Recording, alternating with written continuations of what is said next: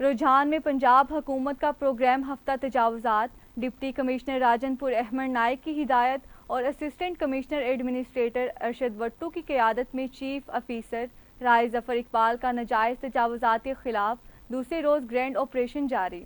سڑکوں اور بازاروں سے تجاوزات ہٹا دی گئیں۔ سڑکیں اور بازار کشادہ ہونے سے شہریوں نے سکھ کا سانس لیا۔